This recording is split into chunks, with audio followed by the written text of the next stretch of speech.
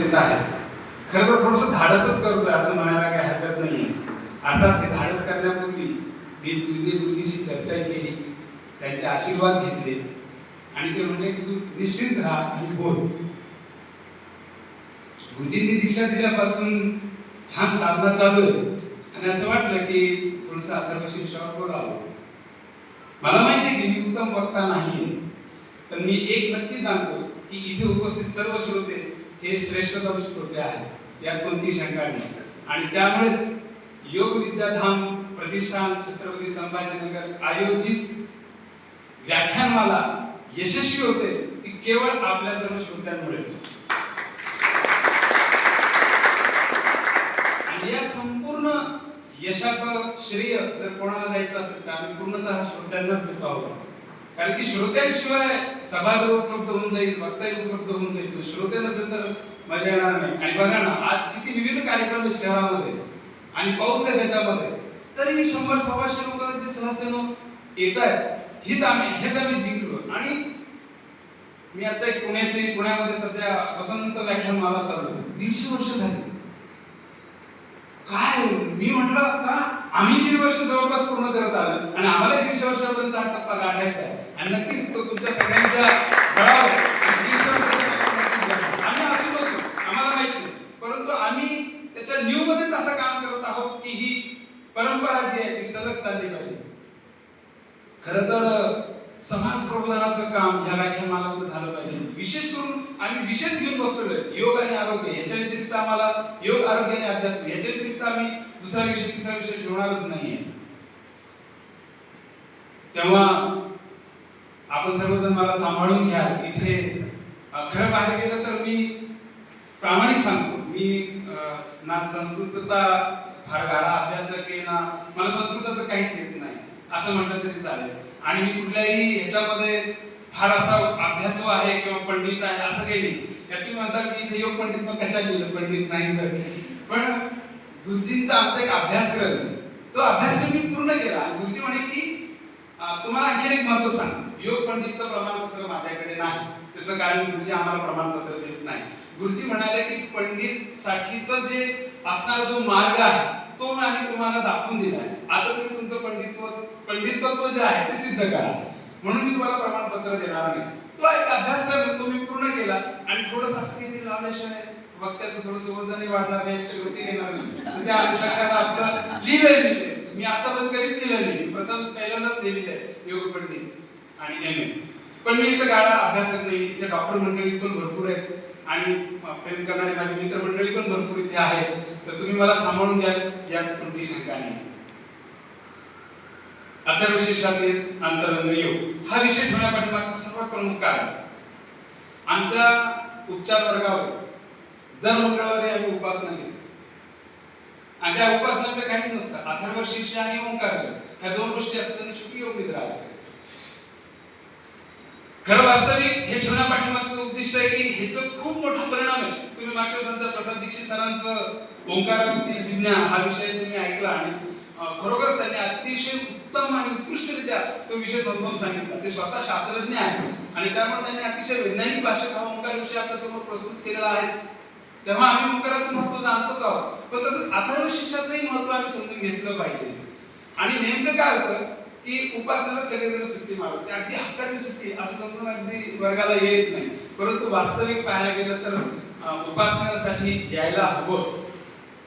आणि म्हणून मग म्हटलं की येणाऱ्या साधकांसाठी आणि श्रोतृवृंदांसाठी जर अथर्वशीर्षाचं जर महत्व समजून सांगितलं, पटवून दिलं तर नक्कीच त्याचा आपल्याला लाभ जो आहे, परिणाम जो आहे, फायदा जो आहे तो उचलता येईल. म्हणून ही उपासना चालते. आणि अथर्वशीर्षातील मी काही अथर्वशीर्षाचं सविस्तर शब्दशः संस्कृतच्या प्रत्येक ओवीनुसार किंवा त्याच्या ह्याच्यानुसार तुम्हाला मी अर्थ सांगत बसणार नाही. एक ढोबळ मानानं फक्त अथर्वशीर्षाचा काय फायदा होतो एवढं मी तुम्हाला सांगणार, जेणेकरून आम्ही उपासनेला कुठेतरी सुरुवात करू. तर त्या अनुषंगानं आपण अथर्वशीर्षाचं बघूया. आता उपासनेमध्ये काय, त्याचं काय महत्व आहे उपासनेचं. तर दासबोधामध्येच प्रत्येक तुम्ही कोणताही ग्रंथ घ्या, ज्ञानेश्वरी घ्या, दासबोध घ्या, त्याची सुरुवात गणपतीला वंदन करून किंवा मंगलाचरणे ओंकाराला आणि गणपतीला नमस्कार करूनच झालेली आहे. तर दासबोधामध्ये काय सांगितलेलं आहे बघा, ओम नमो जी गणनायका सर्व सिद्धी फलदायका अज्ञान भ्रांती छेदका बोधरूपा श्रीराम. काय सांगितलं त्यांनी? अज्ञान आणि भ्रांती छेदका, अज्ञान भ्रांती छेदका, म्हणजे अज्ञानाचं आवरण दूर सोडून भ्रांती नाहीसं करणारं असं हे अथर्वशीर्ष आहे. आणि साक्षात तोच ज्ञानाची देवता आहे, तो प्रत्यक्ष तो ज्ञानच आहे, बोधरूपा आणि सर्व सिद्धी फलदायक, सर्व सिद्धींना फल देणारा असा तो आहे.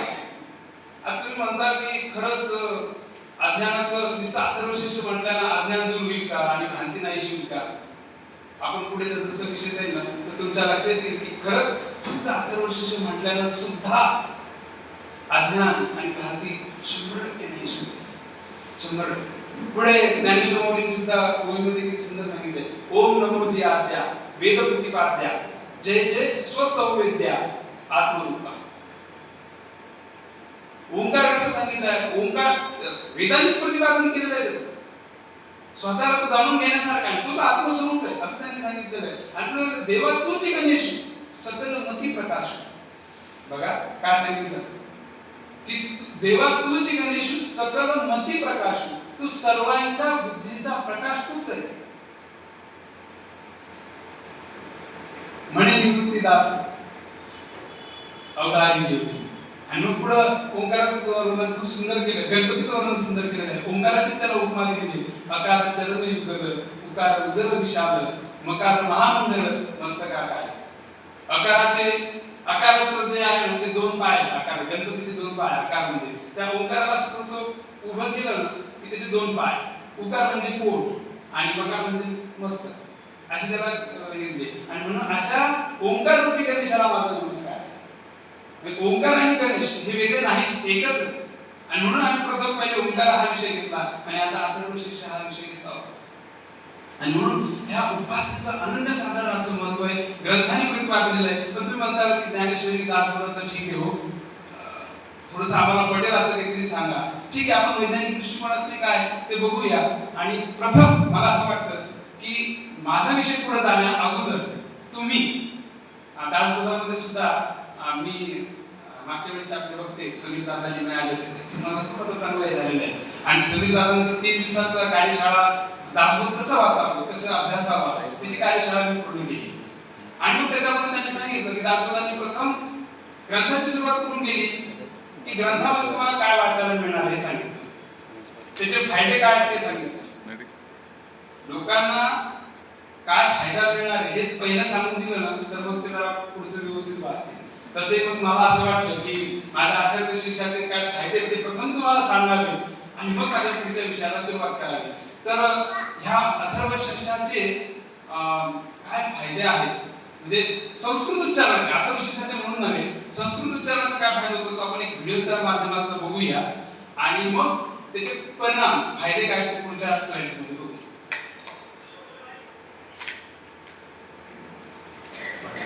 कहा जाता है कि संगम में पवित्र स्नान करने से पाप धुल नहीं सकते। ठीक उसी तरह से ये भी कहा जाता है कि मंत्रों के जाप से या गीता और रामायण के श्लोक सुनने से मानसिक स्वास्थ्य बेहतर नहीं हो सकता और ये भी एक अंधविश्वास है।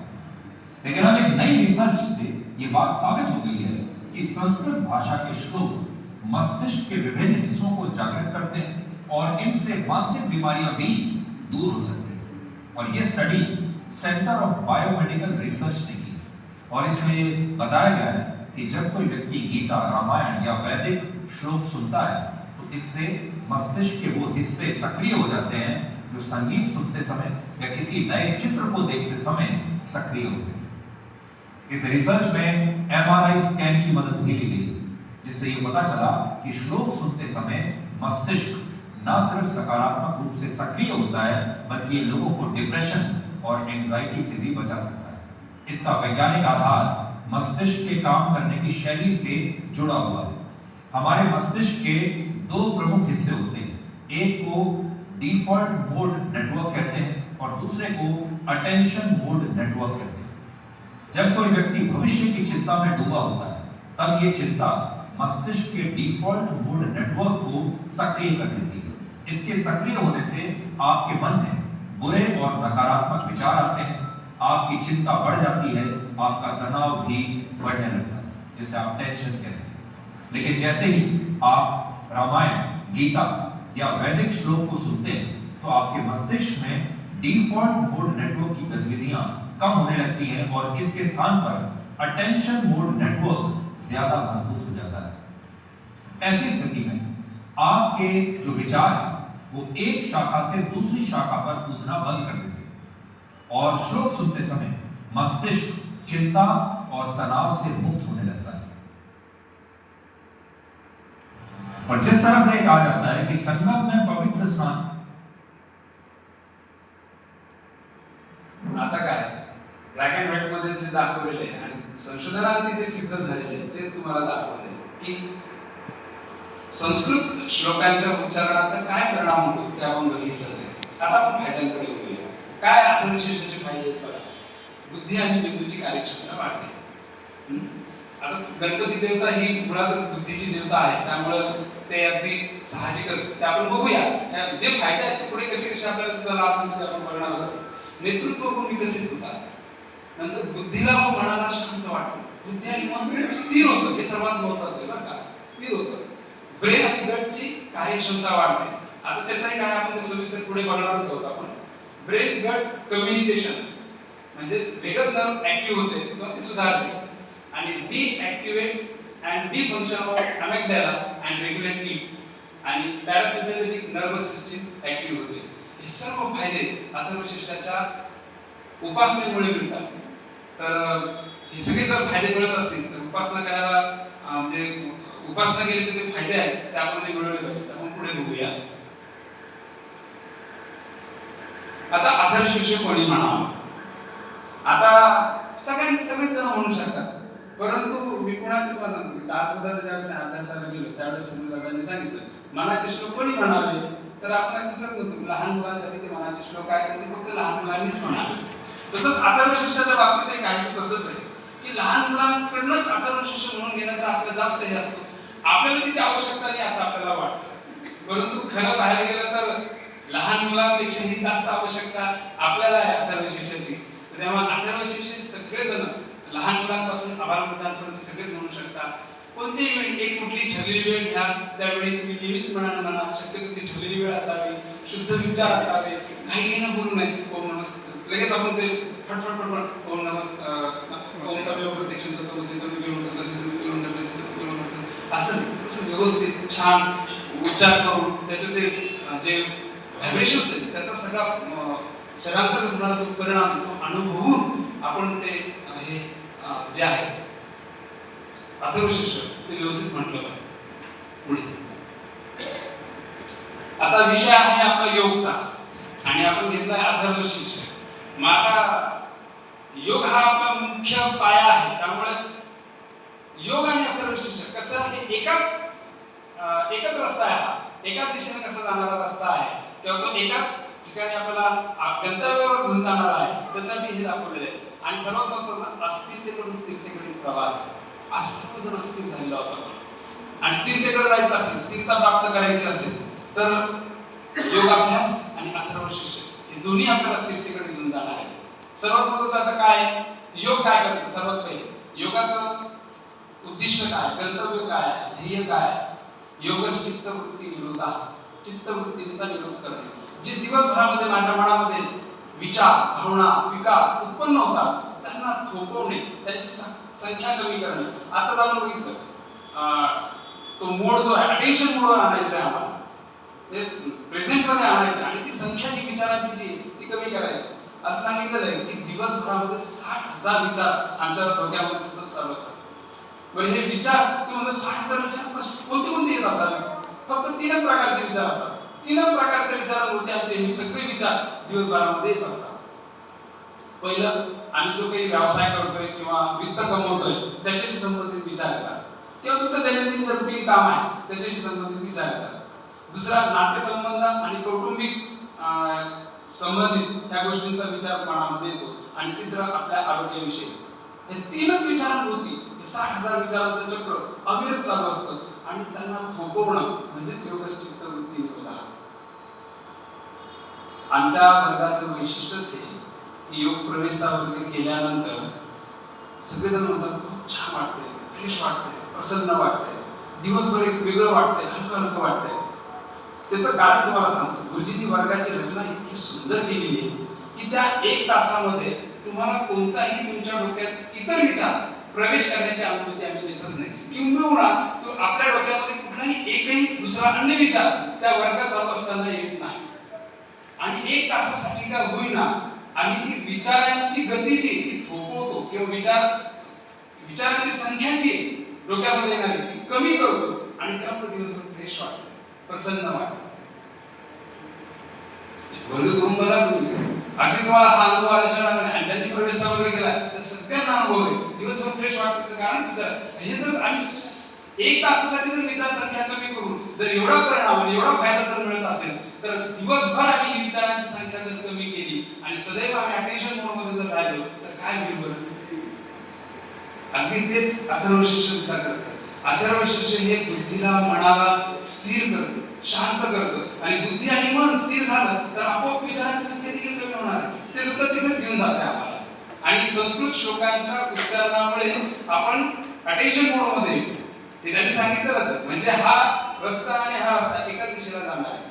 योगाचा अजून एक सर्वात महत्त्वाचा फायदा इतर व्यायाम प्रणालीमध्ये आणि योगाभ्यासामध्ये हाच मुख्य फरक आहे की इतर व्यायाम प्रणालीमध्ये फक्त आणि फक्त शारीरिक स्तरावरच काय परिणाम होतो. इथे शारीरिक, मानसिक, बौद्धिक, आध्यात्मिक 4 स्तरावर विकास व्यक्तीचा होतो योगाभ्यास केल्याने. आणि मी आता 5वे ऍड करतोय, आर्थिक विकास सुद्धा होतो. हो, अर्थाचं सांगितल्याशिवाय गाडीच पुढे चालत नाही. गौण आणि आमच्या आरोग्याला इतकं गौण म्हणजे हे करून टाकलेलं आहे की अर्थापुढे त्याला काही फार महत्व दिलेलं नाही. पण योगाभ्यासामुळे आर्थिक प्रगती सुद्धा होते हे मी अगदी निक्षून सांगतो. तसंच अथर्वशीर्षामुळे सुद्धा आहे.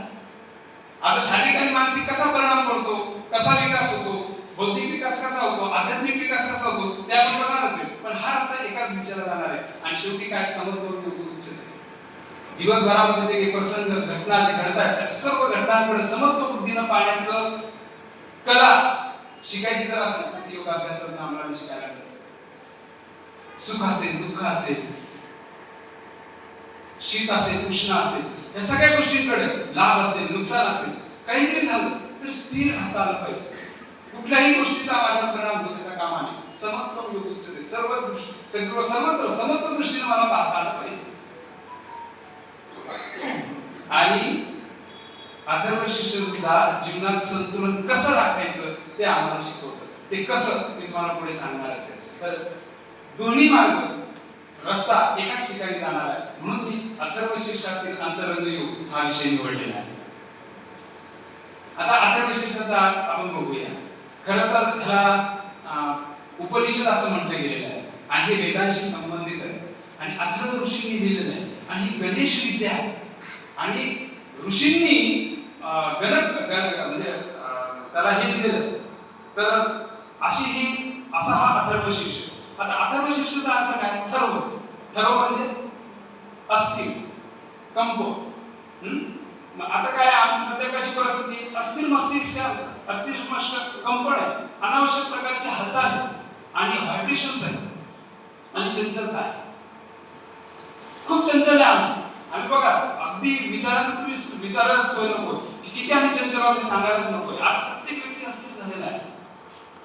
आणि ठरव शीर्ष म्हणजे मस्तिष्क आणि अ म्हणजे नाही, जे अस्थिर नाही असं मस्तिष्क. म्हणजेच कसं स्थिर मस्तिष्क. स्थिर मस्तिष्क राहिलं काय होतं? आयडिया सुचायला लागतात, हॅपीनेस असतं, क्रिएटिव्हिटी सुचायला लागते, फेथ आहे, पॉझिटिव्हिटी आहे, हे सगळे विचार डोक्यात यायला लागतात जर स्थिर मस्तिष्क असेल तर.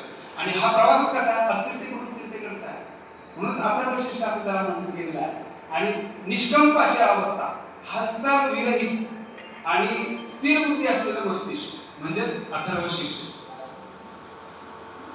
बाहेरून उत्कृष्ट आणि आतून शांतता. बघा, बाहेरून उत्कृष्टता आणि आतून शांतता हवी असेल तर स्वतःमधल्या काही क्षमता विकसित करणं आवश्यक आहे आपल्याला. आणि ती क्षमता विकसित करण्याचा मार्ग किंवा त्या क्षमता तुझ्यामध्ये काय काय, तुझ्यामध्ये ॲबिलिटीज काय काय ते सांगणारं हे अथर्व शीर्ष आहे. तर आपण आता ह्याच्यापुढे अस्थिर मस्तिष्क कसं आहे हे संशोधनातच झालेलं आहे.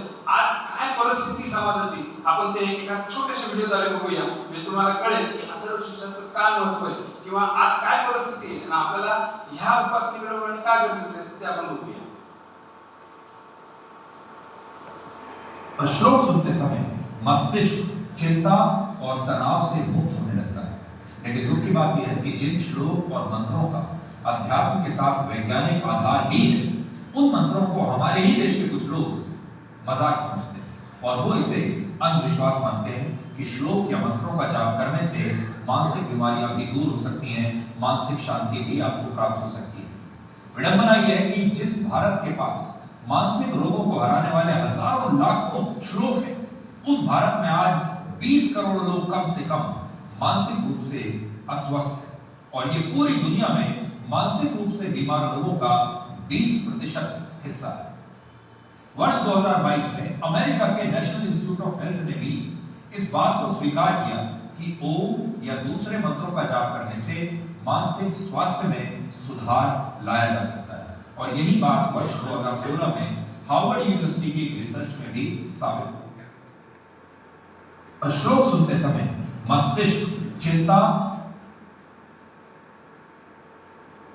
परिस्थिती काय तुमच्या समोर आहे आणि संशोधन झालेलं आहे, म्हणजे मी असं अगदी सांगत नाही आणि अगदी प्रसिद्ध अशा न्यूज चॅनलवर हे सगळ्या गोष्टी आलेल्या आहेत आणि त्यांनी सगळं स्टडी करून हे सगळं आपल्यासमोर मांडलेलं आहे. अथर्व शीर्षाचं महत्व आहे. अथर्व शीर्ष म्हणजे काय आपण आता ते बघूया. अथर्व शीर्षानं तुमच्या माझ्या जीवनाच्या उन्नतीचा मार्ग दाखवलेला आहे, उन्नतीचा मार्ग सांगितलेला आहे, विकासाचा आराखडा सादर केलेला आहे. अथर्व शीर्ष म्हणजे तुमच्या माझ्या जीवनाचा विकासाचा आराखडा सादर केलेला आहे, अंतर्गत यात्रा करून दाखवलेली. जीवन यथार्थ करायचा असेल, कृतार्थ करण्याचा मार्ग अथर्व शीर्षामध्ये सांगितलेला आहे. इतकंच नव्हे तर जीवनाची इति कर्तव्यता काय ते सुद्धा सांगण्याचं काम या अथर्व शीर्षाने केलेलं आहे. इतकंच नव्हे तर जीवनात येणाऱ्या समस्या आणि त्यावरील उपाय हे देखील अथर्व शीर्षामध्ये सांगितले. आज पण सगळं गतिमान जीवन झालेलं आहे आमचं. गती आहे पण प्रगती नाही अशी आमची परिस्थिती आहे. तुम्हाला या चित्रात सगळं काही पाहायला मिळालं असेल. मुद्दाम थोडंसं लेटेस्ट उदाहरण घेतलं, तुम्हाला याच्यात जुनं उदाहरण सुद्धा मी ह्याला जर तुम्हाला समजून सांगेल तर तुमच्या जुनी गोष्ट सुद्धा लक्षात येणार आहे. बघूया. ट्रेडमिल. ट्रेडमिलचं वैशिष्ट्य काय? हळूहळू गती वाढवता येते, हवी तशी गती वाढवता येते, त्याला वर खाली करता येते आणि तो व्यक्ती त्या ट्रेडमिलवर चढतो, त्याला ऑन करतो आणि तो धावायला सुरुवात करतो. हळू पहिले थोडीशी गती असते, नंतर हळूहळू तो गती वाढवतो. गती वाढवता वाढवता खूप गती वाढवतो, खूप धावतो, घामाघूम होतो, इतका घामाघूम होतो की पाहताच हे नाही आणि तो घामाघूम झाल्यानंतर खूप थकतो, दमतो आणि मग तो हळूहळू त्याला त्या गतीला कमी करतो आणि तो थांबतो आणि थांबल्यानंतर खाली उतरतो. काय बरं ट्रेडमिलचं वैशिष्ट्य? जिथून चढला तिथेच उतरला. बघा, जिथून चढला तिथेच उतरला. आमचे असंच काहीतरी होत नाही ना. खूप धावतोय, खूप धावतोय, खूप धावतोय आणि ज्यावेळेस जीवनाच्या शेवटाकडे आम्ही जातो आणि मागे वळून बघतो आणि मग असं वाटतं आम्ही आहे तिथेच आहोत. आम्हाला असं वाटतं की आम्ही प्रगती केली, पण प्रगती नाही.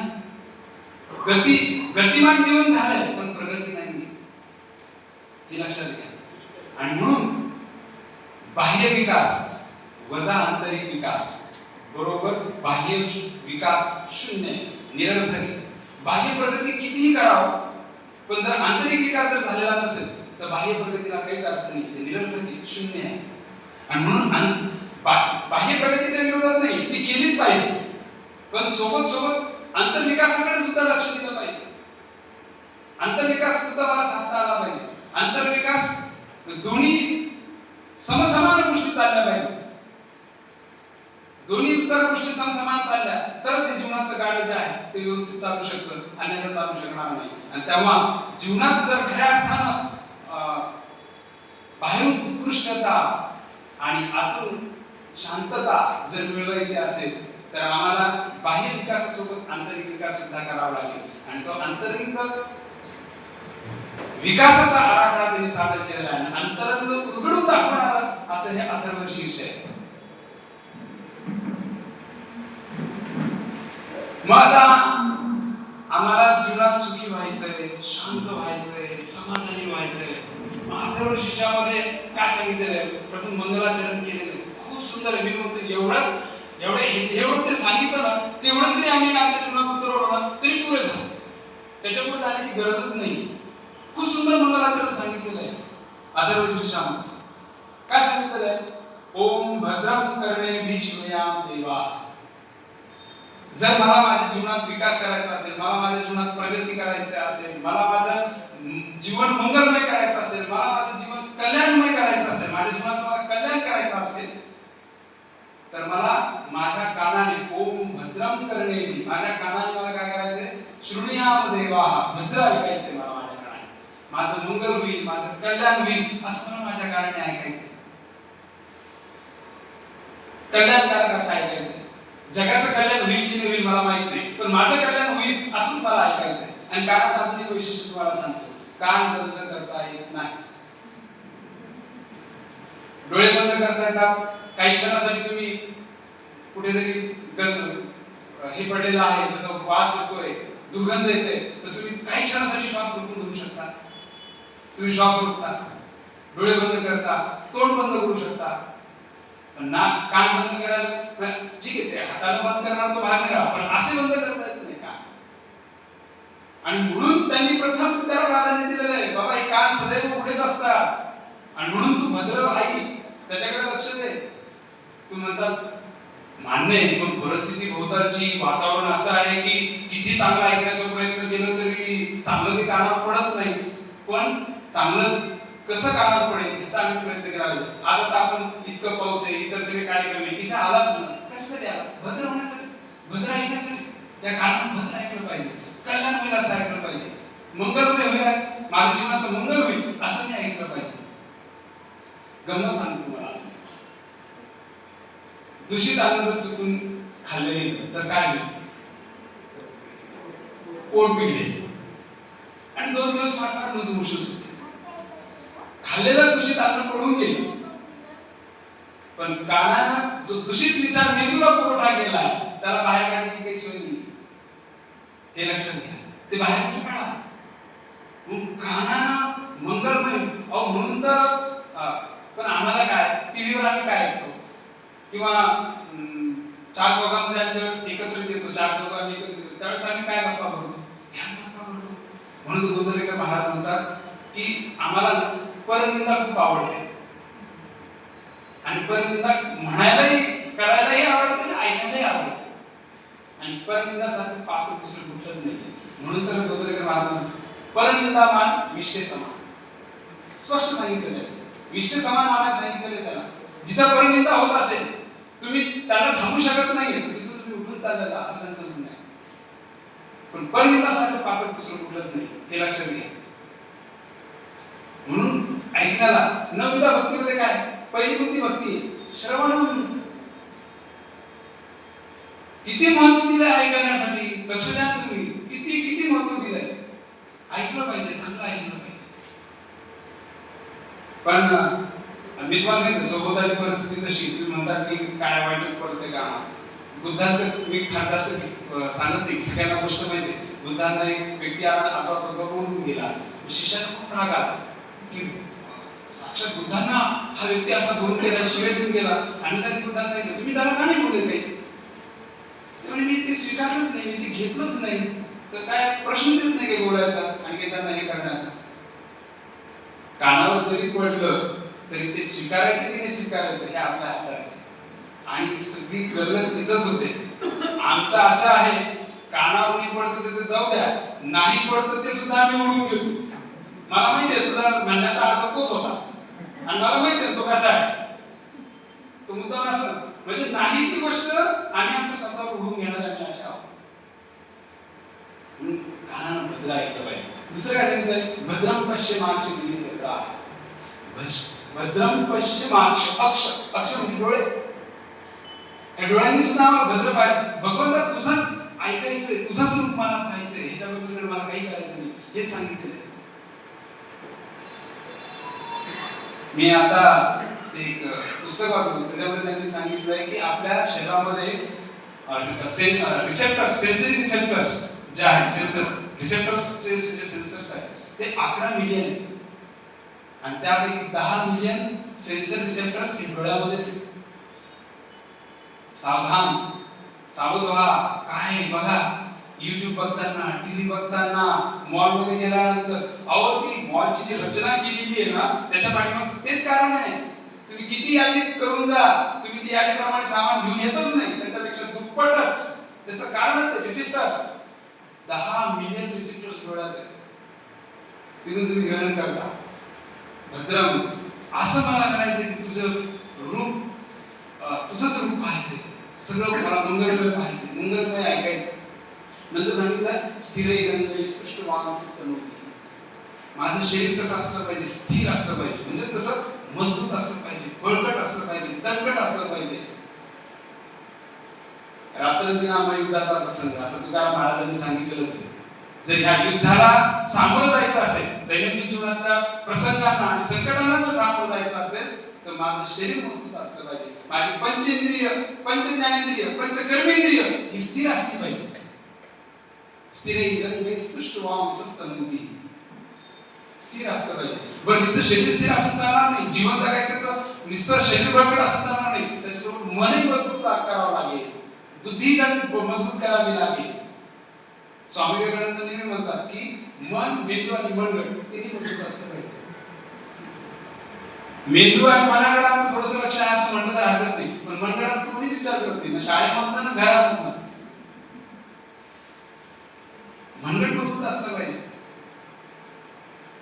शरीर माध्यम खरं धर्म साधन.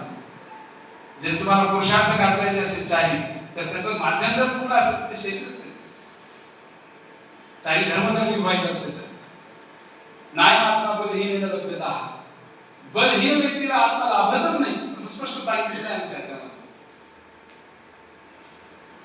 म्हणजे आत्मा रूप असं जे सांगितलेलं आहे, जे आत्मरूप आम्हाला प्राप्त करायचं, तिथं स्थित व्हायचंय, तिथं आम्हाला जायचंय, तर त्याच्यासाठी सुद्धा आम्हाला बलशाली व्हावं लागेल, शरीराला मजबूत करावं लागेल. तर स्वामी विवेकानंदांकडे इथून गेला आणि तो म्हणाला मला की मला ध्यान शिकवा, कारण की त्या काळामध्ये त्यांनी ध्यानावर खूप परदेशामध्ये व्याख्यानं दिली होती. आणि मग एक सडपातळ असा तरुण, थोडासा पुरुष असा तरुण गेला आणि स्वामी विवेकानंद म्हणले की जा फुटबॉल खेळ. त्यामुळे तुम्ही सगळ्यांना ध्यान शिकवताय, मला काय सांगताय? अरे बाबा, ध्यान शिकण्यासाठी सुद्धा शरीर मजबूत लागतं, मन बळकट, शरीर मजबूत लागतं. मी कित्येक लोक बघितले की शरीरामध्ये नानाविध व्याधी आणि ते म्हणतात की आम्ही ध्यान करतो. कसं ध्यान लागेल हो?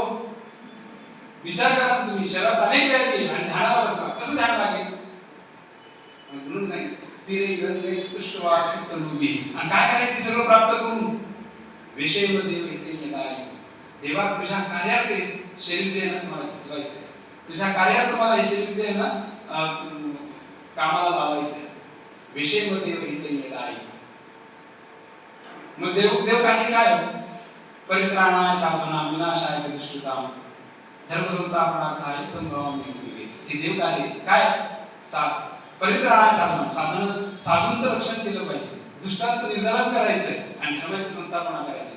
ते म्हणता आमचं रोजचं दैनंदिन जीवनाचंच हे होत नाही, कुठं सज्जनांचं रक्षण करायला जायचं आणि कुठं दुष्टांचं निर्धारण करत बसायचं, आणि आमची तेवढी शक्ती पण नाही बरं का, माफ करा, दुष्टांचं निर्धारण करायचं. आम्ही असं बाहेरच काय बघतो नेहमी, थोडा अंतरंगात वळून बघितलं तर कळेल ना. धर्मसंस्था परित्राणाय साधना, साधूंचं रक्षण कर म्हणजे काय, सज्जनांचं रक्षण कर म्हणजे काय, तर माझ्यामधली सज्जनता आहे ना ती मला ती जोपासायची. मी सज्जन कसा राहील, मी सज्जनच कसा आहे, माझं जीवन कसा विकसित होईल याच्याकडे मला लक्ष द्यायचं. माझ्यातली सज्जनता मला जोपासायची. दुष्टांचं निर्धारण करायचं म्हणजे काय, काम, क्रोध, लोभ, भय, मद मत्सर ह्यांचा इतरांना त्रास कमी होणार होईल आणि मलाही माझा व्यक्तिगत त्रास कमी होईल ह्याची मला दक्षता बाळगायची. हे कसे कमी होतील, यांना कसं पातळ करता येईल हे मला पाहायचं.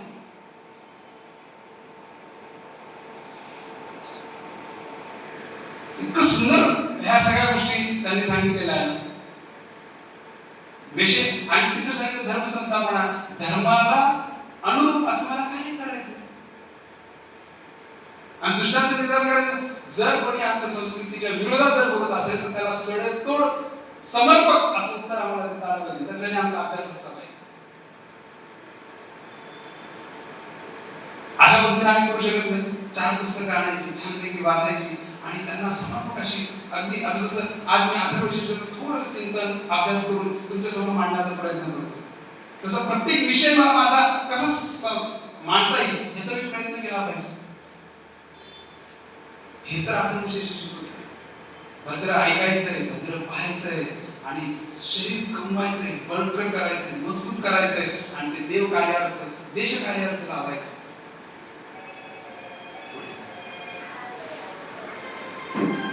आता काय सांगितलेलं आहे, 2 गोष्टी सांगतो. त्याच्यामध्ये 2 पैलू आहेत याच्याकडे बघण्याचे अथर्वशीर्षाकडे. पहिला पैलू म्हणजे असा की त्याच्यामध्ये काय सांगितलं की प्रार्थना केलेली. आता समजा तुम्हाला एक छोटीशी गोष्ट सांगतो. 3 वर्षाचा राज नुकताच चालायला लागला होता आणि चालायला लागल्यानंतर तो घरामध्ये जिना होता, तो जिना चढायला लागला. तर 3 पायऱ्या तो साधारणतः चढला आणि पुन्हा मग खाली उतरला. का तर त्याला भीती वाटायला लागली. मग पुन्हा 3 पायऱ्या चढला, पुन्हा उतरला, पुन्हा चढला, पुन्हा उतरला. अशा अनेक वेळा त्याची पुनरावृत्ती झाली आणि त्याने मग तो हात सोडून दिला आणि सगळे त्याचे आजोबा बघत होते. आजोबांच्या लक्षात आलं आणि मग आजोबांनी तिथे उभे राहिले. आजोबांनी सांगितलं की चल पुढच्या इथे सगळ्या पायऱ्या चढ, मी इथे उभा आहे. आणि 3च्या ऐवजी 4-5 पायऱ्याला चढला आणि मग पुन्हा थोडा घाबरायला लागला. मागे वळून पाहिलं, पुन्हा आजोबांनी सांगितलं घाबरू नकोस, मी आहे आणि पुढे जा. आणि असं करता करता सगळ्या पायऱ्या चढला. त्या राजूला त्याच्यातलं मानसशास्त्र माहित नाही आणि ते आजोबाही समजून घेणार नाही, पण तुम्ही आम्ही तर समजून घेऊ शकतो. ज्या राजूमध्ये शारीरिक क्षमता होती पण मानसिक दुर्बलतेमुळे तो पायऱ्या चढू शकत नव्हता, त्याला कुठल्या तरी आधाराची गरज होती आणि त्याचा आधार म्हणजे त्याचे आजोबा. वास्तविक त्याला आजोबा काही करणार नव्हते आणि काही केलंही नाही त्यांनी, फक्त सांगितलं की मी इथे आहे, तू पायऱ्या चढ. आणि तो चढून गेला. मग आम्हाला सुद्धा आमच्या दैनंदिन जीवनामध्ये आमच्याकडे मानसिक शारीरिक सामर्थ्य असतं, पण अनेक वेळा मानसिक दुर्बलतेमुळे आम्ही प्रसंगांना सामोरं जाऊ शकत नाही, येणाऱ्या जीवनातल्या संकटांना आम्ही सामोरं जाऊ शकत नाही. आणि अशा वेळेस आम्हाला एक आधाराची आवश्यकता आहे आणि तो आधार म्हणजे प्रार्थना. प्रार्थनेमध्ये आम्ही मागणी करतो, भगवंताची स्तुती करतो. त्वमेव प्रत्यक्षं तत्त्वमसि, त्वमेव केवलं कर्तासि. तूच करता आहेस, तूच धरता आहेस, म्हणजे तूच धारण करणार आहेस, तूच पालन करणार आहेस, तूच संहार करणार आहेस, असं आम्ही सगळं सांगतो. हे सांगण्यापाठीमागे भगवंताची स्तुती करून आम्ही जे मागितोय ते मिळवणं हा त्याचा उद्दिष्ट मुळीच नसतो. तो सामर्थ्यशाली आहे ही माझी मनाची भूमिका तयार व्हावी म्हणून मला ही स्तुती करायची आणि तो माझं मागणं पूर्ण करू शकतो का, तर तो सामर्थ्यशाली आहे, तो समर्थ आहे आणि तो माझं मागणं पूर्ण करू शकतो म्हणून मला ही स्तुती करायची. हा एक पैलू झाला. म्हणजे मानसिक मला जर आधार हवा असेल आणि अनेक प्रसंगात मला तारून जायचं असेल तर मला आधार लागतो. मग सर्व सामर्थ्यशाली संपूर्ण विश्वाला आणि जगाला चालवणारी शक्ती जर माझ्या सोबत आहे, ती समर्थ आहे, तिचा वरदहस्त माझ्या डोक्यावर आहे, हा जर भाव माझ्यामध्ये वृद्धिंगत झाला तर मी कुठल्याही प्रसंगाला आणि कुठल्याही समस्याला मी सहजतेने सामोरं जाऊ शकतो. दुसरी बाजू इथे सांगितलं की त्वमेव केवलं कर्तासि, त्वमेव केवलं धर्तासि, त्वमेव केवलं महतासि. तू प्रत्यक्ष ब्रह्म आहेस, तू कर्ता आहेस, तू धर्ता आहेस, तूच ब्रह्म आहेस, तूच विष्णू आहेस, तूच महेश आहेस असं सांगितलेलं आहे. पण तू म्हणजे तू नव्हे, तो म्हणजे मीच. मलाच माझ्या बाजूला साक्षी भावना करून मला म्हणायचंय तो. या सगळ्या ॲबिलिटीज बरं का तुमच्यामध्ये. आपल्याला कुठले गुण आमच्या जीवनामध्ये कुठले क्षमता विकसित करायच्या आहे, त्या क्षमतांचं वर्णन म्हणजे अथर्वशीर्ष हे लक्षात घ्या. पण आपण काय समजतो, गणपती सांगितलेलं आहे, देवताला सांगितलेलं आहे, ती देवता बघून घेईल, तीच सामर्थ्यशाली.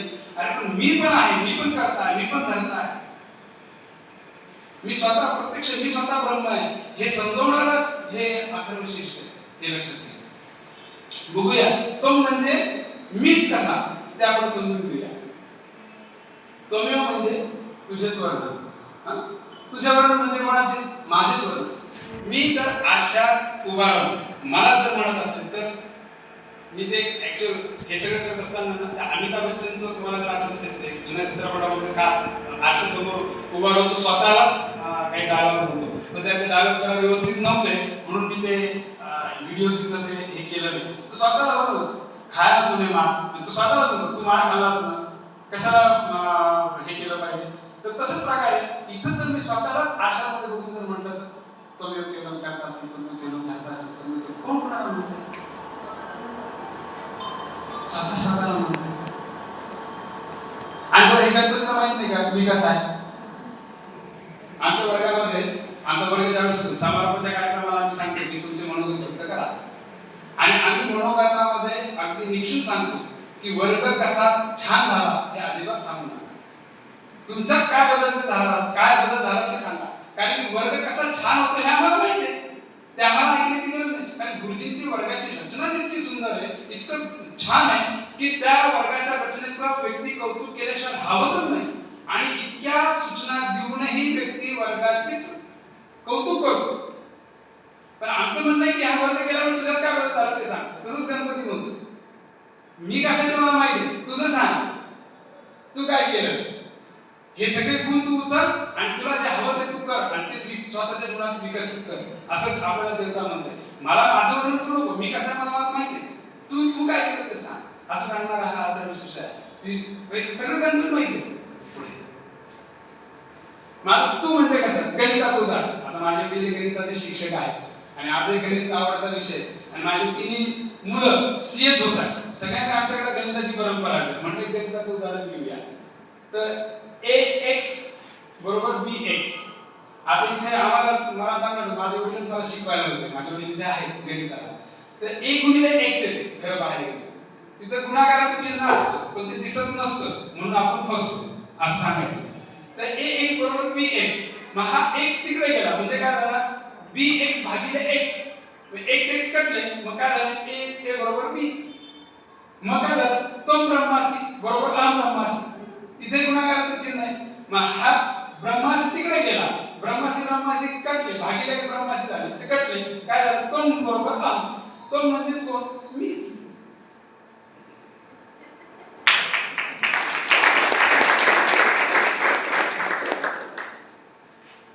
स्वतःलाच बाहेरून म्हटलं तर तो आणि स्वतःलाच आतून म्हटलं तर अहम. अहम ब्रह्मास तम ब्रह्मास एकाच नाण्याच्या दोन बाजू. स्वतःलाच बाहेरून म्हटलं तर तो आणि जो स्वतःलाच आतून म्हणतो तो अहम. माणसात काय घडले ह्याची ती यादी आहे पूर्ण. तेव्हा तुला जे हवं ह्यातलं ते गुण घे आणि विकसित कर. माझ्या क्षमता मी ओळखल्या पाहिजे आणि त्या मी विकसित केल्या पाहिजे.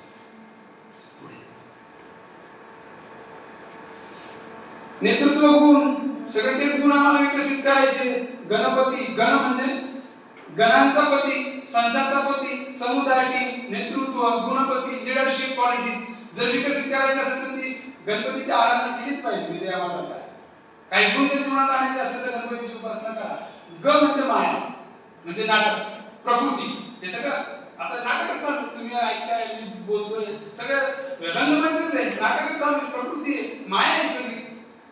पुढे काय न म्हणजे नट नायक आहे. मी तर न म्हणजे नट, मी नायक किंवा काय मी पुरुष आणि मला या रंगमंचावर मला माझी भूमिका बटवायची. दिग्दर्शक लेखक तोय, लेखककार तोय, पुरुषोत्तम आहे. पण त्यांनी कसे दिग्दर्शन करत त्यांनी ती दिलेली भूमिका आहे तुम्हाला पार पाडायची. ती संसारातली असो, व्यवसायातली असो, सामाजिक असो, कुठली असो ती भूमिका मला पार पाडायची. म्हणून गणपती गणाचा गणपती गणाचा संचय. नेतृत्व गुण जर विकसित करायचे असतील तर हे आता मी तुम्हाला सांगितलं की हा स्वतःशी स्वतः केलेला संवाद आहे. बघा खूप सुंदर आहे. अथर्वशीर्ष म्हणजे स्वतःशी स्वतः केलेला संवाद कसा बघा. मी कोण तमेव प्रत्यक्षं तत्त्वमसि म्हणजे कोण आहे मी ब्रह्म. तू साक्षात ब्रह्म म्हणजे कोण मी कोण तमेव केवलं करतास, तमेव केवलं धरतास, तमेव केवलं भरतास, तमेव सर्वं खलितं ब्रह्मासि त्वं साक्षात आत्मासि नित्यं ऋतं वचि सत्यं वचि. मी कोण. पुढे अवक्तारम अवधातारम म्हणजे काय? माझी कृती काय? माझं रक्षण कर. जो मी तुझं वर्णन करतोय त्या तुझं वर्णन करणाऱ्याचं तू अवक्तारम अवधातारम अवधातारम अमांगचारम अवशिष्यम माझं रक्षण कर. माझं रक्षण म्हणजे काय? मला रक्षण करायचंय. देवता ती प्रत्यक्ष माझं रक्षण करणार नाही, तर मला माझं रक्षण करायचं. कसं रक्षण करायचं? अवपश्चाताप अवपुरस्ताप अवउत्तराताप अवदक्षिणाताप पूर्वेकडून पश्चिमेकडून उत्तरेकडून दक्षिणेकडून अवदक्षिणाताप अवचोरभारताप अवधराताप वरून खालून सगळीकडून मला माझं रक्षण करायचंय. अलर्ट सजग. आणि त्याचं उदाहरण आज तुम्ही बघताय आपण किती सुरक्षित आहोत. किती हे झालं तरी एकही हल्ला आपल्याला होऊ शकलेला नाही. सगळे हल्ले परतून लावले. कोणी कोणाचं रक्षण केलं? आपणच आपलं स्वतःचं रक्षण केलं ना. आणि हे दाखवून दिलं की दुसऱ्याच्या भरोशावर स्वतःचं रक्षण होणार नाही. स्वतःचं रक्षण स्वतःलाच करावं लागेल. माझी कृती काय? माझी ऍक्शन काय? मला रक्षण करायचं. मग पुढे झाले ते सजगता आणि सतर्कता. अवपुरस्ताप उत्तरार्धात अवदक्षिणार्धात पूर्वेकडून पश्चिमेकडून दक्षिणेकडून उत्तरेकडून सगळीकडून मला लक्ष केंद्रित करायचं. सजग राहायचं. अलर्ट राहायचं. वरून खालून कुठूनही हल्ला होऊ द्या, काही असू द्या. हल्ला म्हणजे प्रत्यक्ष हल्ला नव्हे, पण सगळ्यात जवळ बाजूने म्हणजे ते घरात असो, व्यवसायात असो, सामाजिक काही उपक्रमामध्ये असो, सगळ्या गोष्टीमध्ये मला सजग राहायचं. सतर्कता मला माझ्या जीवनामध्ये आणायची. आणि तिच्यामध्ये सांगितलं मग माझंच वर्णन पुन्हा अवपश्चातात अवपुरस्तात अवउत्तरातात अवदक्षिणातात अवचोरजातात अवाधरातात सर्व तो माम पायी सांगतात. तम वाङ्मयस इथून सुरू झालं माझे वर्णन. तम वाङ्मयस तम चिन्मया तम आनंदमयस तम ब्रह्ममया तम सच्चिदानंदाकृतियोस तम प्रत्यक्षम ब्रह्मास तम ज्ञानमय विज्ञानमयोस. सगळं माझं वर्णन आहे. तू कसा आहेस? आनंदमय आहेस, ब्रह्ममय आहेस, असं सगळं सांगितलेलं आहे. मग प्रवास माझं वर्णन झालं. तुम्हाला प्रवास करायचा. कोणता प्रवास करायचा? तम गुणत्रयातीतः तम देहत्रयातीतः तम कालत्रयातीतः हा प्रवास आहे. काय प्रवास? गुणत्रयातीतः सत्वरजतम ह्याच्या पलीकडे मला जायचंय. तम गुणत्रयातीतः तम देहत्रयातीतः सूक्ष्म स्थूल आणि आनंदमय ह्याच्या पलीकडे मला जायचंय. तम देहत्रयातीतः तम कालत्रयातीतः उत्पत्ती स्थिती आणि लय किंवा भूत भविष्य आणि वर्तमान ह्याच्या पलीकडे मला जायचंय. खूप आठवलो मी याचा पुढचा प्रवास करायचा आहे. आम्हाला पुढे जायचंय. लांबचा प्रवास आहे. मग कर्म केल्याशिवाय सुटका नाही. तम शक्तित्रयात्मक हा उत्पत्ती स्थिती लय हे सगळं चक्र चालणार आहे. आणि त्याच्यामध्ये मला माझं कर्तव्य पूर्ण करायचं. आठवलं तर कोणाकडे जा. तम ब्रह्मा तम विष्णू स्तम रुद्र स्तम इंद्र स्तम अग्नी स्तम वायू. तुम्ही आठवशीचा अर्थ वाचा, त्याच्यामध्ये ते सांगितलं मला ब्रह्माकडे जायचंय, मला विष्णू. मी आठवलं तर कोणाकडे जायचं? ह्याच्याकडे मार्गदर्शन मागायचं. अग्निदेवतेकडे जायचं. सगळ्यात तम ब्रह्मा तम विष्णू स्तम रुद्र स्तम इंद्र स्तम अग्नी स्तम वायू स्तम सूर्य स्तम चंद्रमा स्तम ब्रह्म भूत स्वरूप त्याच्याकडे मागायला जायचं. आणि मग समरी सांगितली. समरी खूप सुंदर सांगितली. नंतर गणपतीचं सगळं वर्णन केलेलं आहे. त्यांनी सांगितलेलं आहे ओम गम गणपते नमः.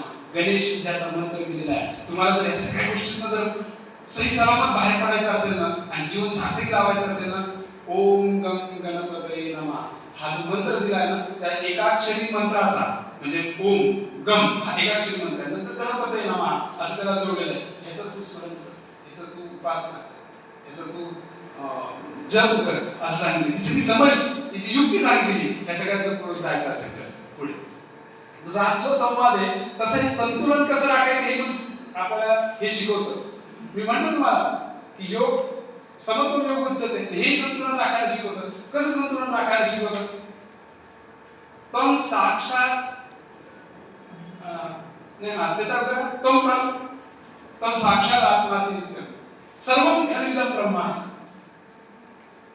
सर्व चराचरामध्ये तू ब्रह्मरूपाने वास करतो. आणि तम साक्षात आत्मासी नित्यम आणि जो कधी नाश न पावणारा असा तो आत्मा तूच आहे. बघा मला काय म्हणायचं, सर्वं खलिदं ब्रह्मास्मि संपूर्ण ब्रह्मांडामध्ये तोच व्यापून राहिलेला आहे. आणि प्लस तम साक्षात आत्मासी स्वतःमध्ये सुद्धा तोच आहे. म्हणजेच काय केलं, सर्व समावेशकता आणि अलिप्तता दोन्ही केलं. सर्वसमावेशक पण आहे तो आणि अलिप्त पण आहे. असं आम्हाला राहता येईल का हो? कर्तव्य करायचं पण गुंतायचं नाही. आमची गल्लत हीच होते, आम्ही भावनिक गुंततो आणि त्यामुळे आमचे निर्णय चुकतात. आम्ही जर भावनिक गुंतलो नाही तर निर्णय चुकणार नाही. म्हणून त्यांनी ते सांगितलेलं आहे कर्तव्य करायचं मग गुंतायचं. मग गुंतायचं नाही तुम्ही काय सोडून जायचं का? नाही, सोडून नाही जायचं, कर्तव्य करायचं. उत्तम झालं तुम्हाला सांगतो. क्रिकेटची मॅच बघता सगळं आणि मग काय क्रिकेटची मॅच बघायला काय सगळी तयारी असते, पॉपकॉर्न काय खायचं असेल, टीव्हीच्या समोर सुद्धा नाही काही लोक अगदी इतकं छान. आणि त्यात पाकिस्तान भारताची मॅच जर असेल तर कुठे विचारायची सोयच नको, मग तर काय बघायलाच नको. आणि त्यात विराट कोहलीची बॅटिंग असली तर मग तर पाहायलाच नको. आणि इतकं आम्ही एकावर होतो, इतक्या उड्या मारतो, आरडाओरडा करतो, चौकार मारला, सिक्सर मारला की त्या आनंदाला पारापार राहत नाही. इतकं आम्हाला भान राहत नाही, घरातल्या घरात उड्या मारतो आणि विकेट गेली तर तिथंच रडतो, खिन्न होतो, उदास होतो, शांत बसतो. बरं, हे सगळं आम्ही करत असताना आम्ही मॅच कुठं बघतो? टीव्हीवर बघतो. एक किंवा मैदानावर जरी गेलो तर मैदानावर खूप लांबून ही मॅच बघतो. तरी आम्ही ह्या भावनांच्या हिंदोळावर, सुखदुःखाच्या हिंदोळावर आम्ही झुलत असतो. आणि तो अंपायर सर्वात जवळून मॅच बघतो. सुंदर फटका तो अगदी कसा त्याने जे काही त्याच्यात मला त्याची भाषा माहिती नाही, स्क्वेअर ड्राईव्ह असेल किंवा काय फटका असेल त्याला काय तरी भाषा म्हणतात, त्याच्यामध्ये अगदी उत्कृष्ट फटका मारत असेल. ह्याला काही त्याला दाद द्यायला वाटत असेल का? क्या मारा फटका. आणि भारताचाच समजा हा असेल, अंपायर असेल आणि भारताची मॅच चालू, परंतु तो तितका शांत बसतो, फटका मारो, आउट हो, काय हो, हा अगदी काहीच नाही, शांत स्थित. तो जर गुंता तर काय होईल? निर्णय चुकते. आउट नाही म्हणत तो, आउट झालाच नाही असं नाही, तो गुंतत नाही. बरं, अजून एक वैशिष्ट्य आहे अंपायरचं. सगळी मॅच झाल्यानंतर आपण खूप चर्चा करतो. अंपायरची किती चर्चा करतो का? कोणी चर्चा करत नाही. अंपायर केव्हा लक्षात राहतो? चुकीचा निर्णय दिला. पण आता तोही वाद संपला, कारण की आता ते थर्ड आहे, तिसरं ओपिनियन घेतलं जातं, त्यामुळे ती शक्यता कमी झाली. पण अंपायर लक्षात राहतो असं मला काम करायचंय, कर्तव्य करायचं, गुंतायचं नाही आणि लक्षातच आलं नाही. आमच्या योग विद्याधाम प्रतिष्ठानच्या सर्व शिक्षक आमच्या अंपायर सारखे. कोणी किंवा सगळं कर्तव्य करतात, कुठेच गुंतत नाही आणि कुठे दिसत नाही. कार्यकर्ता कसा असावा त्याचं उत्तम उदाहरण म्हणजे अंपायर. सगळं करायचं. बरं, अंपायर नसेल तर मॅच होईल का? होणारच नाही. अंपायर पाहिजे, त्याच्याशिवाय मॅचच होणार नाही. तो आहे, तो असला तर मॅच होणार आहे आणि तरी तो गुंतत नाही. असं माझ्याशिवाय काम झाले नाही पाहिजे, पण माझं अस्तित्व जाणवलं नाही पाहिजे, कर्तव्य करायचं, गुंतायचं. हे आता विशेष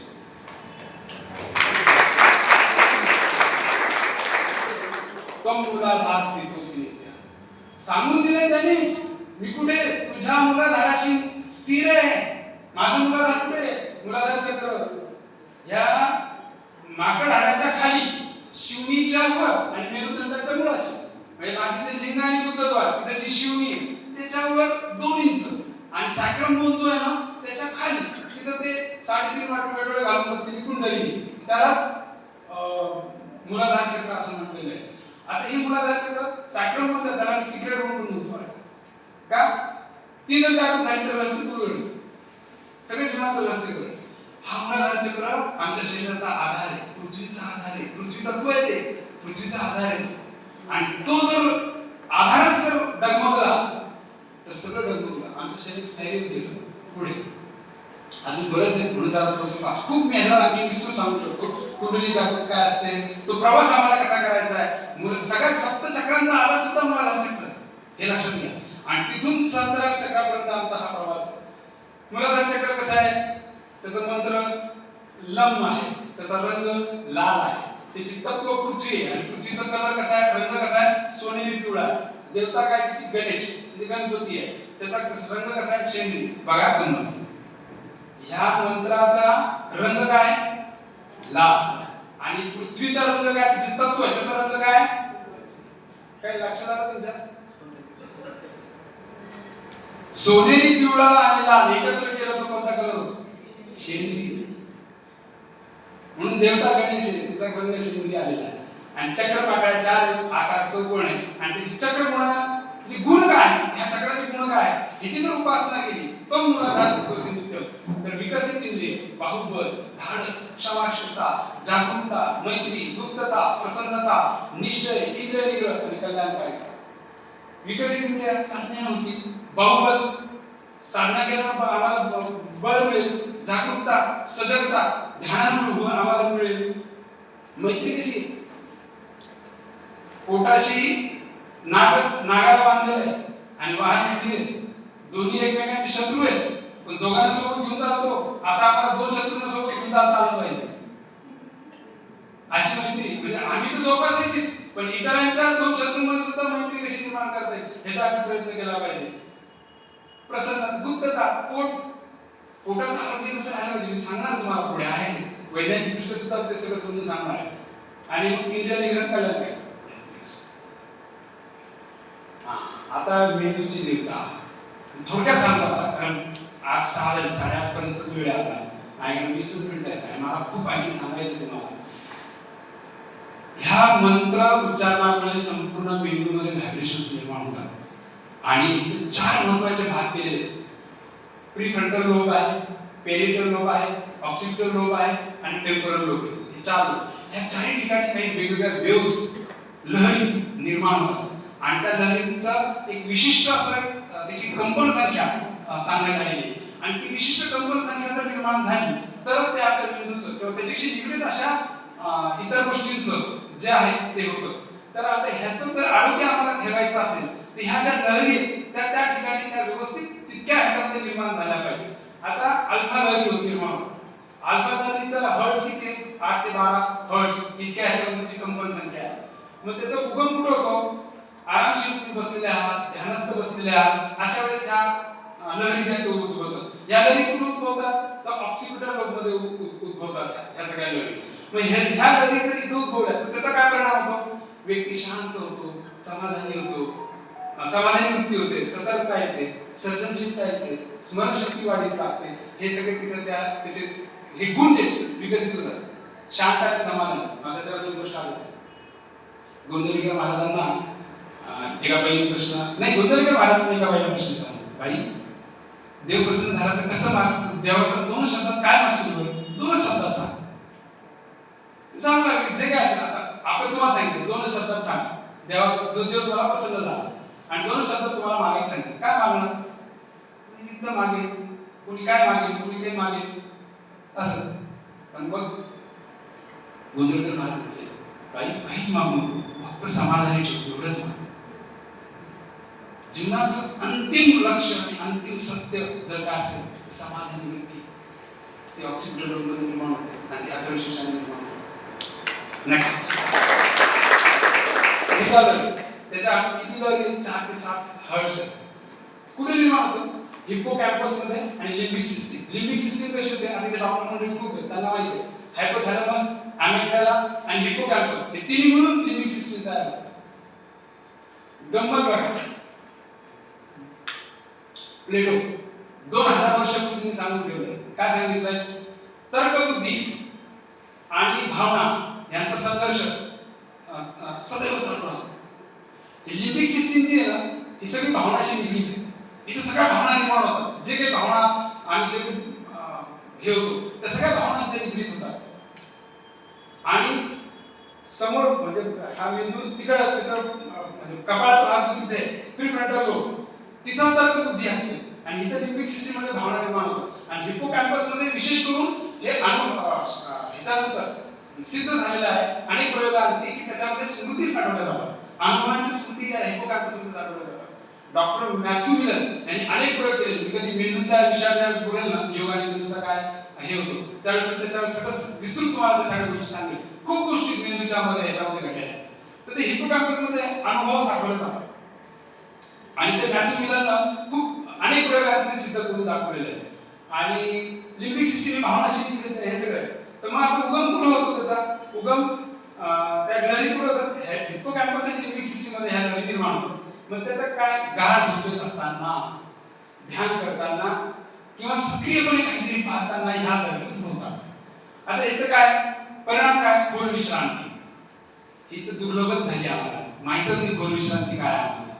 शिक्षण सर्जनशीलता स्मरणशक्ती स्वप्न पाहणे rapid eye movement rapid eye मुवमेंटच्या विषयी तुम्हाला सांगतो. ज्यावेळेस तुम्ही गाढ झोपेत असतात ना त्यावेळेस रॅपिड आय मुवमेंट चालू असते आणि त्यावेळेस स्मृतींचं रिवायरिंग त्याला काय म्हणतात ते प्लास्टिसिटी न्यूरोप्लास्टिसिटी होण्याचं काम त्या रॅपिड आय मुवमेंटच्या दरम्यान होत असतं.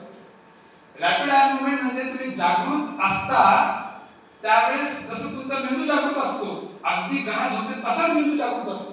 त्याला रॅपिड आय मुवमेंट म्हणते. ती एक मुवमेंट असते झोपेमध्ये ती एक अवस्था असते आणि त्यावेळेस ह्या स्मृती पक्क्या होतात दिवसभरातल्या सगळे अनुभव ते कशा ते सांगितले मॅथ्समिलनने त्याचे केलेले प्रयोग ते नंतर सांगितले. ते भावनिकदृष्ट्या स्थिर राहण्यास चिंता कमी करण्यास सहानुभूती विकसित करण्यास नातेसंबंध सुधारण्यास ह्या सगळ्या लहरी ज्या आहेत त्या निर्माण व्यवस्थित होणं गरजेचं आहे. पुढे डेल्टा लहरी फक्त 4 हर्ट्झ आहे आणि ती हायपोथॅलॅमस मध्ये निर्माण होतात. हायपोथॅलॅमस मध्ये कारण की त्या लहान अर्भकांमध्ये लहान मुलांमध्ये पहिल्या वर्षातच ह्या आढळतात कारण त्यावेळेस मेंदू नुकताच विकसित व्हायला लागलेला असतो. त्यावेळेस हायपोथॅलॅमस तयार झालेलं असतं. तिथे गाढ झोपेत असतात. नॉन रॅपिड आय मुवमेंट तिथे रॅपिड आय मुवमेंट होती बरं का अगोदर इथे नॉन चुकून म्हटलो ती रॅपिड आय मुवमेंट होती. इथे नॉन रॅपिड आय मुवमेंट ही गाढ झोपे खऱ्या अर्थानं आणि मग त्याचा परिणाम काय गाढ झोप स्मरणशक्ती रोगप्रतिकार शक्ती आणि नैसर्गिक बरे होण्यास उपचार. बघा ह्या डेल्टा लहरी योग निद्रेमध्ये निर्माण होतात म्हणून योग निद्रेचा आनंद साधारण महत्व आहे. जर तुम्हाला उपचार करायचे असेल बरं व्हायचं असेल तर गाढ झोपेची आणि नैसर्गिक बरं होण्यासाठी ते तुमची रोगप्रतिकार वाढण्यासाठी एक जागृत राहून खोल विश्रांती घेता आली पाहिजे. ते योग निद्रेमध्ये ह्या लहरीचा सगळ्यात जास्त योग निद्रेमध्ये निर्माण होतात. पुढे बीटा लहरी खूप महत्वाची आहे. 13 आणि 39 हर्ट्झ एवढी त्याची कंपन संख्या आहे. प्रीफ्रंटल लोब मध्ये निर्माण होतात. तर्कबुद्धी मी तुम्हाला अगोदर सांगितलं काय तर तिथं त्या निर्माण होतात तर्कबुद्धीमध्ये. बघा उगम मेंदू सतर्क राहतो एकाग्र असतो सतर्क असतो उत्साही असतो त्यावेळेला म्हणजे जर तुम्हाला अचूक निर्णय जर घ्यायचा असेल तर तुमचा मेंदू कसा पाहिजे सतर्क पाहिजे एकाग्र पाहिजे उत्साही पाहिजे तर तुम्ही चांगले निर्णय घेऊ शकता आणि चांगले निर्णय घेऊ शकत नाही. लहान मुलांमध्ये वयाच्या 25 वर्षापर्यंत प्रीफ्रंटल लोब विकसित झालेला नसतो. पूर्ण विकसित होत असतो जवळपास 18-19 वर्षाच्या पुढे आणि वयाच्या 25व्या वर्षापर्यंत. म्हणून लहान मुलांना सांभाळावं का लागतं. टीनेज कुठून सुरू होतं टीनेज 13 वयापासून 13, 14, 15, 16, 17, 18, 19 इथपर्यंत टीनेज. 20 पासून हा तर्कबुद्धी विकसित व्हायला लागते. तो लिम्बिक सिस्टीमचं काम काय शिक्षण घेणे धाडसाने निर्णय घेणे उत्साह. मग तुम्ही बघा म्हणून तर प्लेटोने 2000 वर्षांपूर्वी सांगितलं तर्कबुद्धी आणि भावना याच्यामध्ये फार संघर्ष चालू असतो. किंवा सोपं उदाहरण सांगतो झटपट पैसे कमवण्याची कमी गुंतवणुकीमध्ये झटपट पैसे कमवण्याची इच्छा निर्माण झाली समजायचं लिम्बिक सिस्टीम मध्ये खूप हालचाली झाल्या तुमच्या आणि दीर्घकाळाचा भविष्याचा विचार करून तुम्ही जर काही गुंतवणूक केली दीर्घकाळासाठी गुंतवणूक केली तर समजायचं प्रीफ्रंटल लोब तुमचा ऍक्टिव्ह झाला. कोण विकसित होतं ते बघा तर्कबुद्धी की भावना लिम्बिक सिस्टीम दोन्ही ठिकाणी खूप हालचाली पाहायला मिळतात. पुढे गॅमा लहरी ह्या पण खूप महत्त्वाच्या आहेत. त्या सेन्सरी कॉर्टेक्स व्हिज्युअल कॉर्टेक्स मध्ये आणि हिप्पोकॅम्पस मध्ये ह्या लहरी निर्माण होतात. 40 हर्ट्झ पर्यंत ह्या होतात. जेव्हा मेंदू ज्ञान मिळवतो माहिती मिळवतो खोल एकाग्रतेत गुंतलेला असतो त्यावेळेस ह्या लहरी निर्माण होतात आणि त्याचा परिणाम काय समस्या सोडवणे शिकणे स्मरणशक्ती एकाग्रता जागरूकता सजगता ताण चिंता नैराश्य कमी करणे मेंदूची प्रतिकार शक्ती वाढवणे आणि कार्य वाढवण्यासाठी आहे. ह्या गॅमा लहरी खूप महत्त्वाच्या आहेत. आता ह्या लहरी योग्य ठिकाणी योग्य जागी योग्य वेळी निर्माण होणं गरजेचं आहे. समजा थीटा लहरी झोपेच्या वेळेस निर्माण झाल्याच नाही तर काय होईल झोपच येणार नाही. त्या वेळेस त्या लहरी निर्माण होणं आवश्यक आहे आणि त्या लहरी त्या वेळेला योग्य ठिकाणी योग्य जागी निर्माण होण्यासाठी अथर्व शीर्ष ते कसं वैज्ञानिक दृष्ट्या सुद्धा सिद्ध झालेलं आहे. आपण पुढच्या व्हिडिओमध्ये बघूया. वैज्ञानिकों ने पाया है कि जो श्लोक है उसकी उच्चारण से जो क्षमता है मस्तिष्क की वो बढ़ती है. कार्य क्षमता कैसे, हम आपको कैमरे पर दिखाएंगे और उनसे बात भी कराएंगे उन साइंटिस्ट से कि आखिर ये कैसे होता है. क्योंकि जो वैदिक काल से कहा जाता रहा है साइंटिफिकली वो कैसे प्रूफ होता है, साबित होता है. जो व्यक्ति जो संस्कृत के वैज्ञानिक श्लोक को सुन रहे थे उनके जो जिन जिन हिस्सों में मस्तिष्क में सक्रिय हुआ वो ये हिस्से हैं जिसको हम लोग मुख्य रूप से 4 हिस्से में सक्रियता देखी गई, जिसमें कॉर्डेट देखा गया, ऑक्सीपिटल का एरिया देखा गया, फ्रंटल का एरिया देखा गया और पैराइटल एरिया, जिसमें मुख्य रूप से उस हिस्से में सक्रियता देखी गई. कॉग्निटिव एरिया में इन सारे हिस्सों का बहुत ही महत्व है और ये हिस्से बहुत ही कार्य में सम्मिलित होते हैं. नॉर्मल जो लोग संस्कृत श्लोक नहीं पढ़ते हैं तो उनके ये हिस्से सक्रिय नहीं होते हैं और जब पढ़ते हैं तभी सक्रिय हुए, या आपको फाइंडिंग में पता चला. जब हमने इसको कंपेयर किया उन ग्रुप के साथ जो संस्कृत नहीं जानते हैं उनके साथ जब कंपेयर किया तब हमें ये हिस्से मिले. इसका मतलब कि जो व्यक्ति संस्कृत श्लोक सुन सकता है और उसकी गहनता को समझ सकता है उनमें ये हिस्से सक्रिय होते हैं. तो संस्कृत सुनने से श्लोक को सुनना और सीखना वो मस्तिष्क के लिए काफी बेहतर है. विदेशों में बहुत चीज आगे निकल के आ रही, डिमेंशिया जिसको बोलते हैं, जो भूलने की बीमारी है. तो मैं समझता हूँ संस्कृत के उच्चारण से, संस्कृत के श्लोकों को कहने से, जो क्योंकि हमारा मस्तिष्क और अच्छा हो रहा है और हम देख रहे हैं कि उसकी मेमोरी एनहांस हो रही है, तो हम समझते हैं कि आगे चल के इसके ऊपर भी विचार करेंगे. हम ये भी देखेंगे कि क्या जो लोग जो संस्कृत श्लोकों का उच्चारण कर रहे हैं उनमें आगे चल के जब बुजुर्ग होते हैं या पूरी लाइफ लॉन्ग क्या उनके अंदर डिमेंशिया ऐसी बीमारियां कम होती हैं. वैज्ञानिकों हेच सांगितलं. मग ह्याच्यासाठी अथर्व शीर्ष आहे, योगाभ्यास आहे, दीर्घश्वसनाचा अभ्यास आहे, योग निद्रा आहे. हे सगळ्या गोष्टी ह्या मेंदूमध्ये बुद्धीची कार्यक्षमता वाढते. हे आता तुम्हाला पडलं असेल. पुन्हा काही सेकंदाचा व्हिडिओ आहे, 15-20 सेकंदाचा, तो आपण बघूया आणि बघा काय होतं. कोई भी इस मंत्र को आप पकड़ ले तो 3 चीजें ब्रेन में जरूर हो रही है. आपका जो प्री फ्रंटल कॉर्टेक्स है दोनों तरफ, राइट एंड लेफ्ट, पीक परफॉर्मेंस जो मैं सक्सेसफुल लोगों की बात करती हूँ उनमें हमें ये बहुत अच्छा देखने को मिलता है. नंबर 1 वो डेवलप अच्छे से हो जाता है. नंबर 2 ये थीटा और अल्फा जब आप बार बार बनाने लगते हैं तो वो एक बेस लाइन रिदम बन जाता है. तो आपकी जो क्रिएटिविटी है वो एक स्तर से ऊपर हो जाती है. हम हमेशा इंटेलेक्चुअल नॉलेज की बात करते रहते हैं. हम जैसे मैं मेडिकल स्कूल में गई, मेडिकल कॉलेज में गई, मैंने कभी भी इंट्यूटिव नॉलेज के बारे में नहीं सीखा था. हमारे पुराने ऋषि मुनि वगैरह वो बैठते थे, मेडिटेशन करते थे और ज्ञान हो जाता था. ज्ञान लेने नहीं जाना पड़ता था.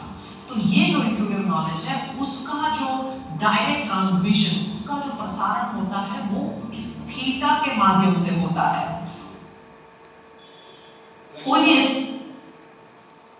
लक्षात आलं असेल तुमच्या की काय परिणाम होतो त्या सगळ्या गोष्टींचा.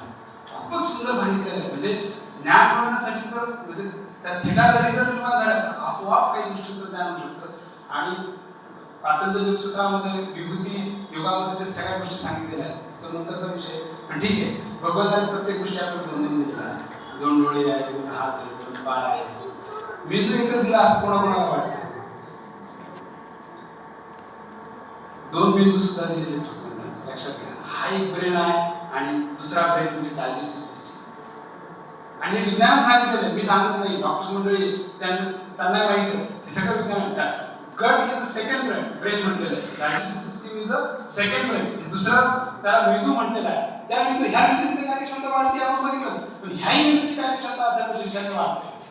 तो मूलाधार सितोसिलिंडर गट जीआयटी किंवा त्याला जीओटी गट असं म्हणतात. Gastrointestinal tract. ह्याला कसं मुखापासून सुरू होतो हा तर गुदद्वारापर्यंत हा सगळा त्याला गॅस्ट्रो इंटेस्टायनल ट्रॅक्ट असं म्हटलं जातं. ह्याला सेकंड ब्रेन असं म्हटलं जातं. पुढे बघूया आपण. आता हा एक मेंदू आहे आणि हा एक मेंदू. हे दोन्ही एकमेकांशी संवाद साधत असतात बरं. हे लक्षात घ्या. दोघांचं नातं पती पत्नी सारखं. एकावर परिणाम झाला तर त्याचा एकाला काय झालं तर त्याचा दुसऱ्यावर परिणाम होतो आणि दुसऱ्यावर झाला तर पहिल्यावर त्याचा परिणाम होतो. यांचं पती सारखं नातं आणि एकमेकांशी संवाद साधत असतात.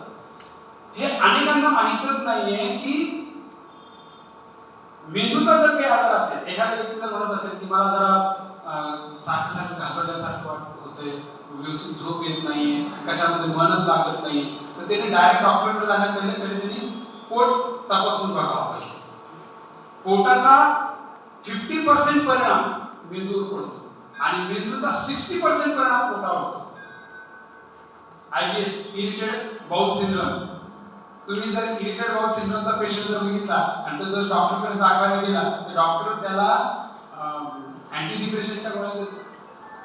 तर मेंदूशी रिलेटेड प्रॉब्लेम त्याचा इथं असतो, इथं नसतो त्याचा प्रॉब्लेम. पण हे दोन्ही एकमेकांशी संवाद साधतात. ह्याच्यावर परिणाम झाला म्हणून इथं परिणाम दिसतो आणि कधी कधी ह्याच्यावर परिणाम होतो म्हणून त्याचा ब्रेनवर परिणाम पाहायला मिळतो. अँझायटी, डिप्रेशन हे सगळे.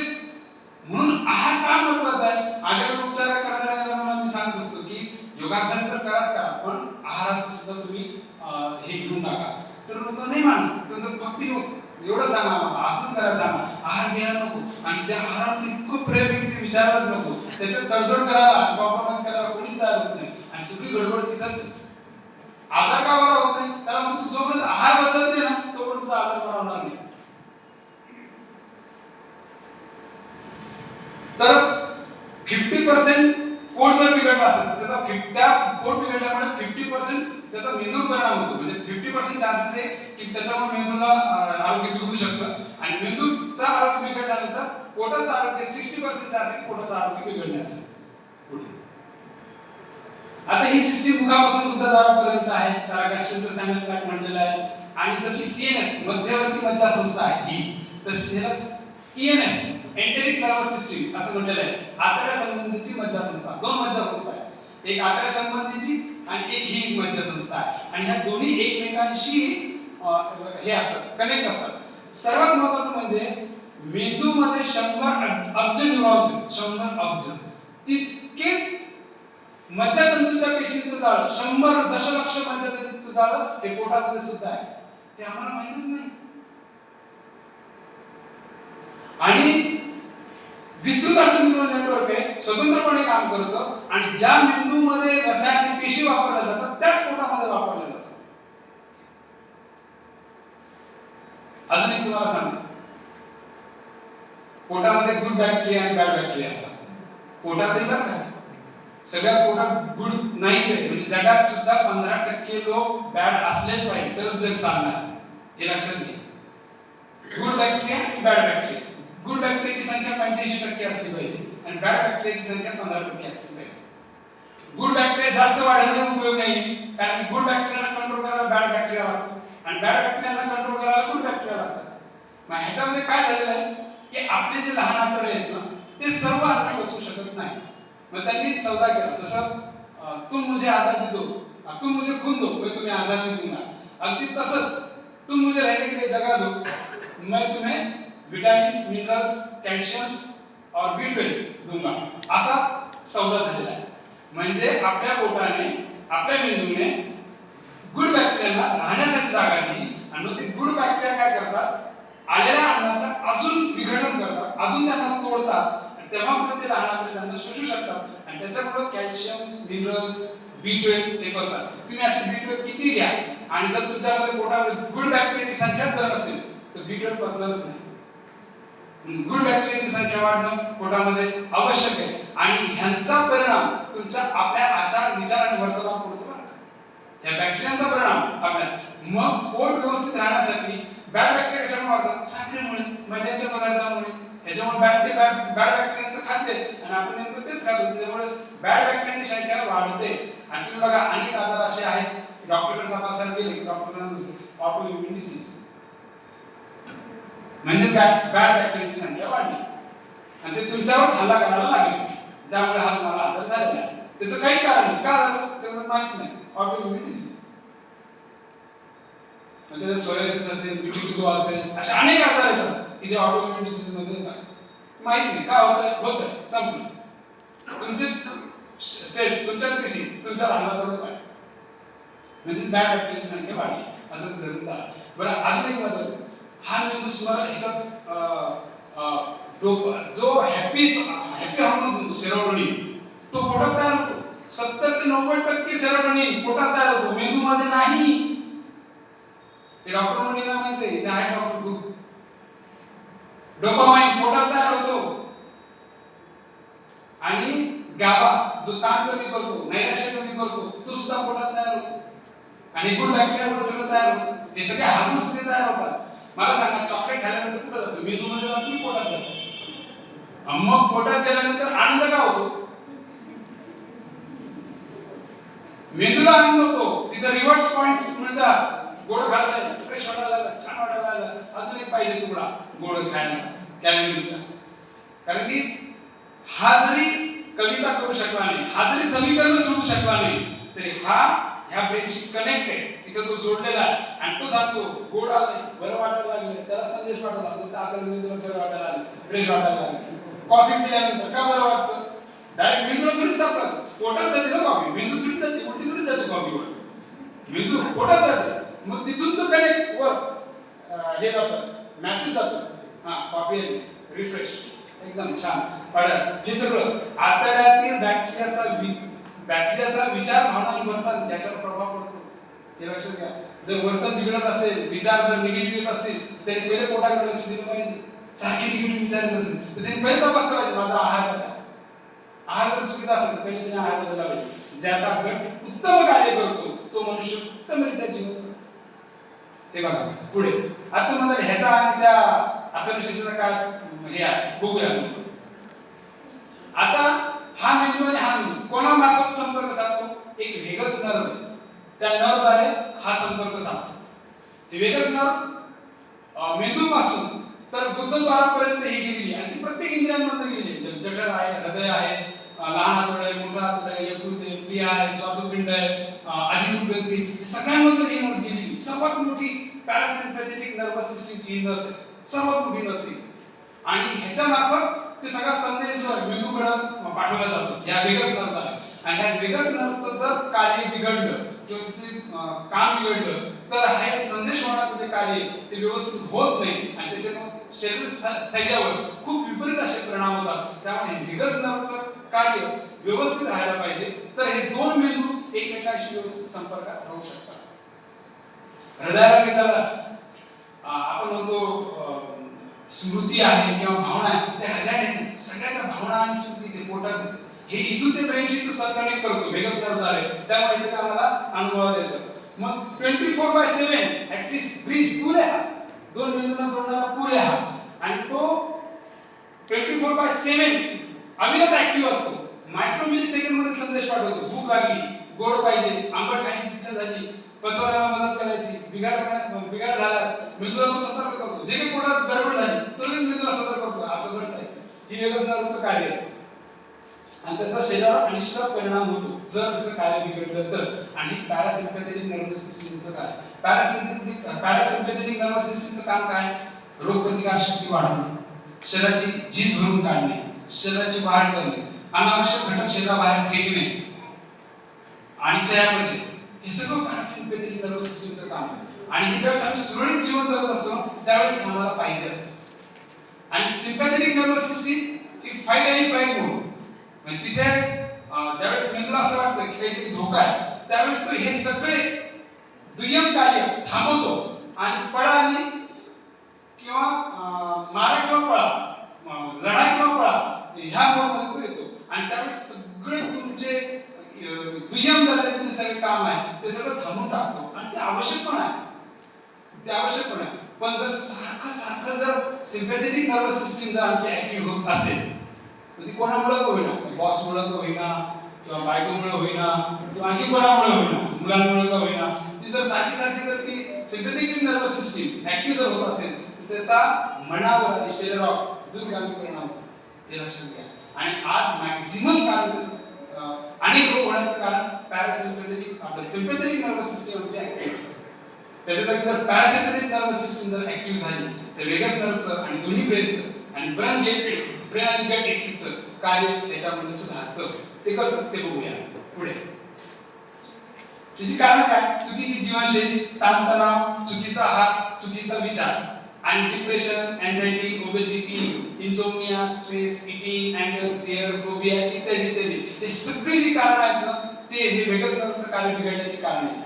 किंवा वेगस हे जर ह्याच्यापैकी काही आम्हाला आजार जर असेल किंवा त्रास होत असेल तर आमचं वेगस नर्वचं कार्य बिघडलं असं समजायला हरकत नाही.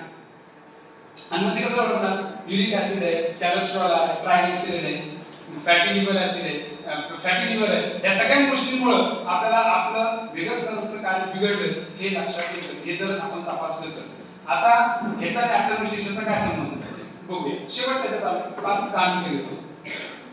काय करायचंय? अथर्व शीर्षाचं आम्हाला पठण करायचंय व्यवस्थित. त्याच्यामुळे काय होईल?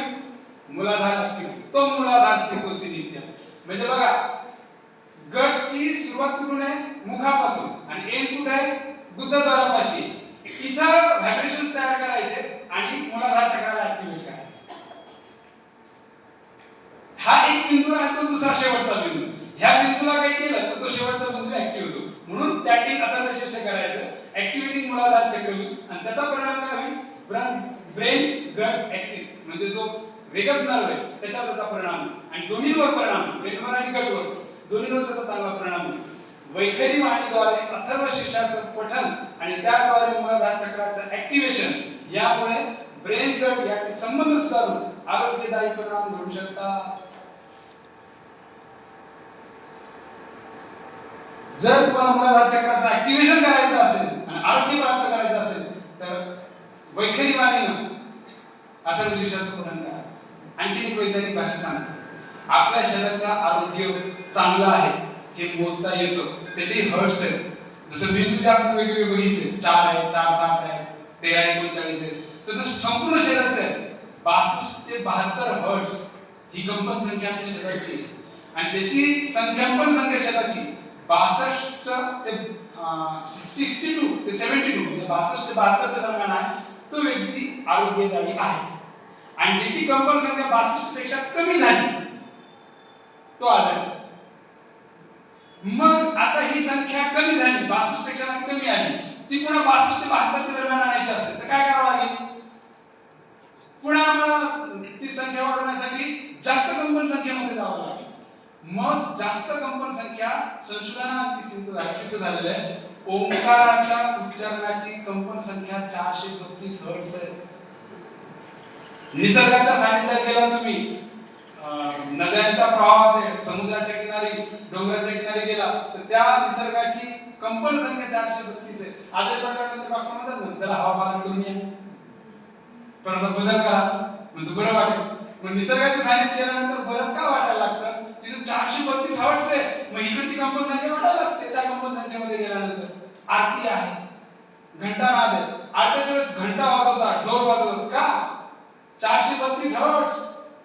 आरत्यांमुळे, मंत्र उच्चारणामुळे, घंटानादामुळे हे सगळी कंपन संख्या वाढते आणि त्याचा परिणाम शरीरावर होतो. आणि ती जर संख्या 62 पेक्षा कमी असेल तर ती 62 आणि 72च्या ब्रेनमध्ये येईल आणि आम्हाला आरोग्यदायी परिणाम पाहायला मिळतील. म्हणून मंत्रशास्त्राचं, आरत्यांचं, घंटानाद जो आपण करतो आरत्यांच्या वेळेस किंवा ढोल वाजवतो त्याचं कारण जर काय असेल तर ते आहे. पुढे कंप अवस्था, अशी आमची अवस्था आहे.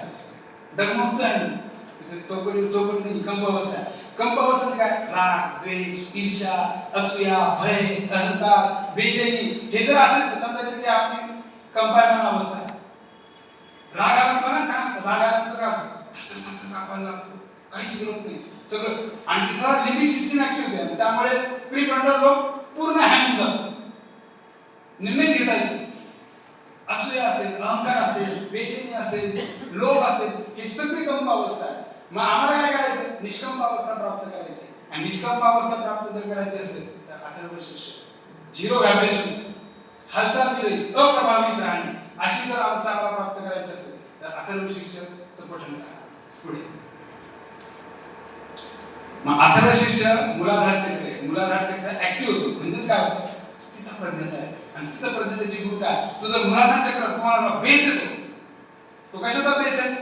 तो बेस आहे पृथ्वी तत्वाचा, पृथ्वीचा आधार येतो, आमच्या शरीराचा आधार येतो, आमच्या सप्तचक्रांचा आधार. तो बेस पक्का पाहिजे, मजबूत पाहिजे.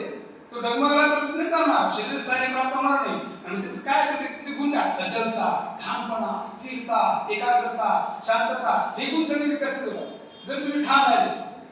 कोण तुम्हाला विचलित करू शकतो? तुम्ही अचल राहिले, कोण तुम्हाला विचलित करू शकतो? तुम्ही स्थिर राहिले, एकाग्र राहिले, तुम्ही शांत राहिले, तर कोणतेही प्रसंग, कोणतीही घटना तुम्हाला विचलित करू शकत नाही. रामाचं जीवन बघा, सांगितलं आता तुला राज्याभिषेक, तुझा आता राज्याभिषेक होणार आहे, तुला राजगादीवर बसायचं. ठीक आहे, कुठलेही एक्सप्रेशन्स नाही, कुठलेही आनंदाने उड्या मारला नाही, आनंद व्यक्त केला नाही. आणि दुसऱ्या क्षणात सांगितलं की आता तुला वनवासाला जायचं, तरी ठीक. राजगादीवर बसायचं म्हटलं तरी ठीक, वनवासाला जायचं म्हटलं तरी ठीक. का? कशाला? आता तर ठरलं होतं ना, मग आता अचानक कसं काय निर्णय बदलला? असं तुम्ही बोलणार. अचल, शांत, एकाग्र, स्थिर, अशी स्थिरता, अशी अचलता, असा ठामपणा आमच्या जुन्या जमान्याचा असेल. आता विशेषाच्या पुढे उपाय काय तेच दाखवलं. आहारात बदल करा. मी तुम्हाला सांगितलं खूप महत्वाचं आहे. क्रेविंगवर मी तर अख्खा पुन्हा एक तास बोलू शकतो तुम्हाला. माझ्याकडे क्रेविंगवर सुद्धा आहे, पुन्हा व्यक्तिमत्व विकासांचं सुद्धा आहे.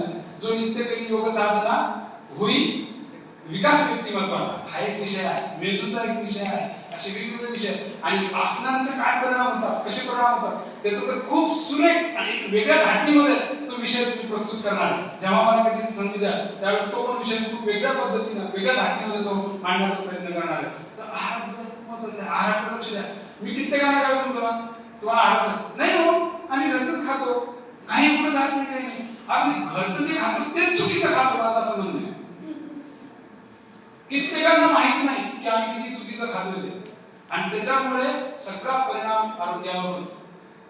जीवनशैलीत बदल करणं अपेक्षित आहे. ताण व्यवस्थापन करणं आवश्यक आहे. योगाभ्यास करा, प्राणायाम करा, ध्यान करा, योग निद्रा करा, मंत्र जप करा. हे सगळे उपाय या सगळ्या आरोग्याला प्राप्त करण्यासाठी.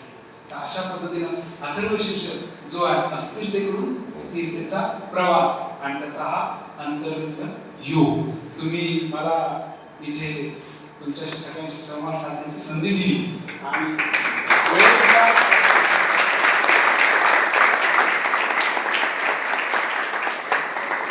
8 मिनिटं मी जास्त घेतली, त्यामुळे तर तुमचं मी क्षमा मागतो तुमचे अधिक जास्त वेळ घेतल्यामुळे. आणि तुम्ही अतिशय शांत चित्तानं अगदी मनापासून तुम्ही सगळं ऐकून घेतलं. आणि खरं असाच श्रोतृ वर्ग पाहिजे हो. बाकी खूप संख्या करून करायचं काय? स्वामी विवेकानंद म्हणतात 4 जण जरी असले आणि निष्ठेनं श्वास जरी सोडला तर जग बदलण्याची ताकद त्यांच्यामध्ये.